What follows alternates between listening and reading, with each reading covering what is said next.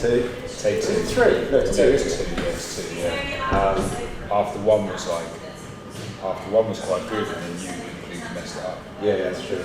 I think I've done that with just about all of them in one form or another. Have you? Yeah, it's been a fairly steep learning curve. Yeah. But I'll get there. So I'm going to introduce you again. Seeing it's a whole new, fresh video, and we've not done this before. Yeah. So this is Ben, London Barber, who owns. You're part owner. Yeah, one of two founders of Barber Bloke. I'm a barber. So we met kind of, I guess, through social media first of all. Yes. And I guess the London cycling scene is Regent's Park. So I kind of reached out to you after seeing a few of your posts and obviously coming across your charity as well. And what I want to do with Ascend is kind of similar to what you managed to create around your charity. So I want to create sort of communities really for men who are struggling with their mental health. Next week it's World Suicide Prevention Day on the 10th. So it's quite a big week for me trying to get my message out there about what I want to do and how I want to do it and why I'm doing it really.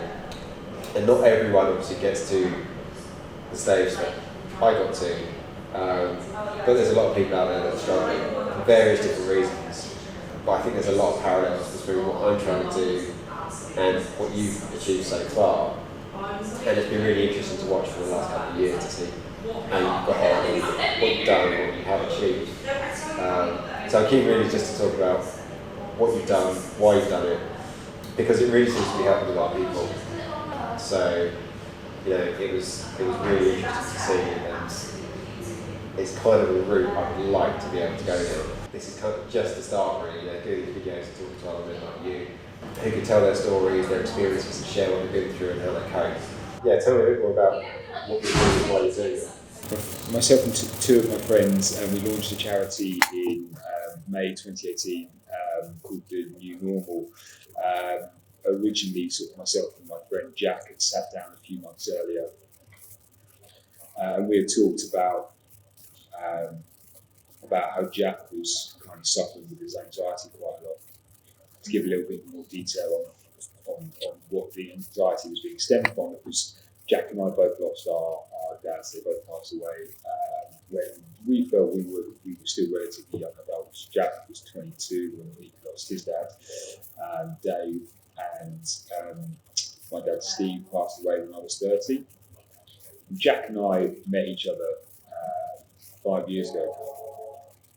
When we met, Jack's dad had not long passed away, and my dad had actually just been diagnosed with terminal brain tumour. We bonded. We immediately became very, very good friends, and not just over, it wasn't just trauma bonding. Yeah. We kind of bonded. Yeah.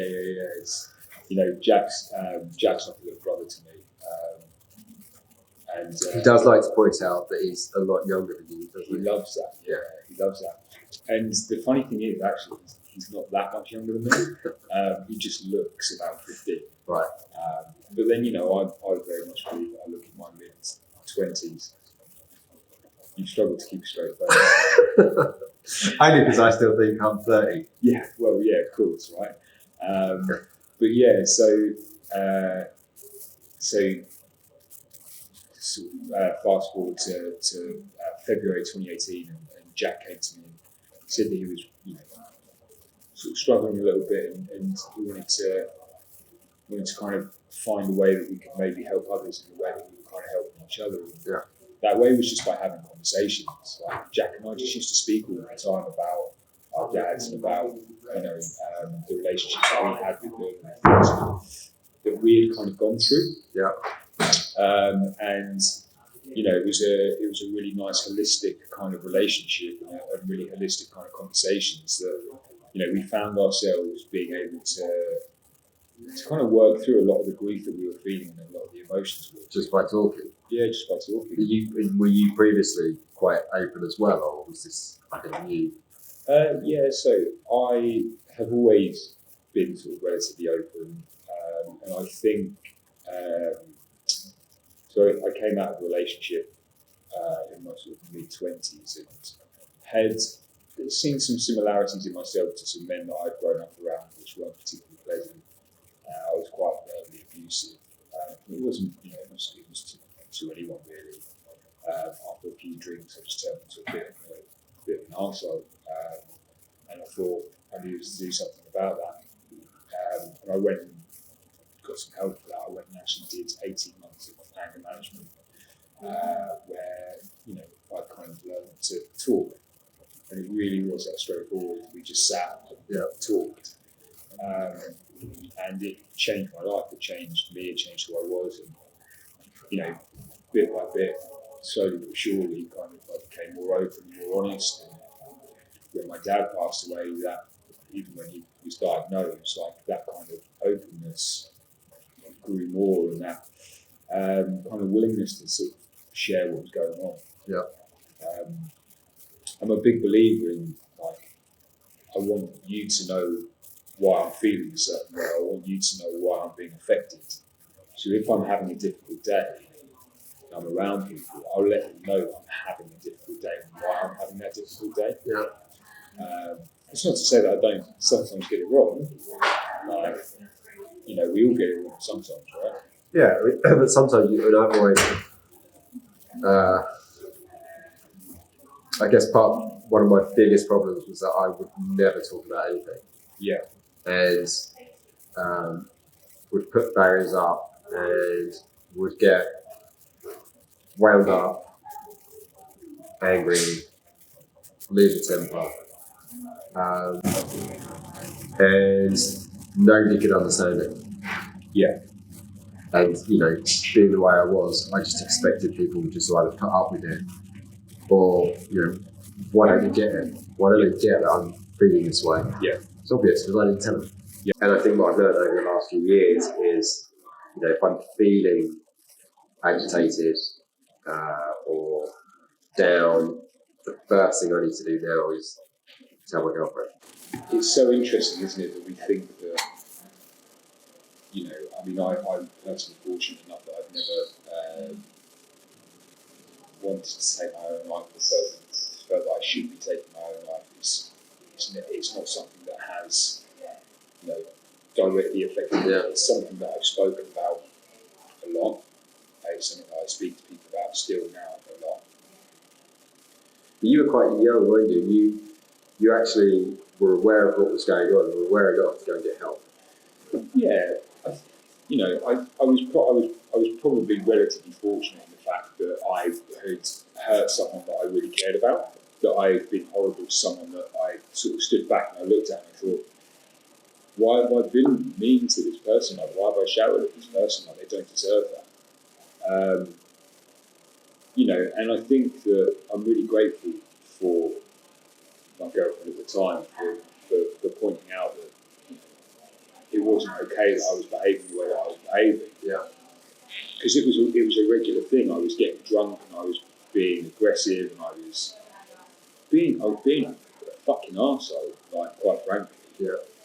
And it was, I don't want to blame the kind of environment I grew up in, but I grew up in quite, I grew up in the 90s, in a relatively depraved part of the country. It wasn't exactly fucking glorious, right? And I grew up on the football terraces, so there was a kind of expectation of who and what you should be. And I certainly sort of carried the burden of that in my own head, assuming that was, this ideology of a man was that he was, he was tough, he was strong, he was verbally and physically aggressive. Yeah.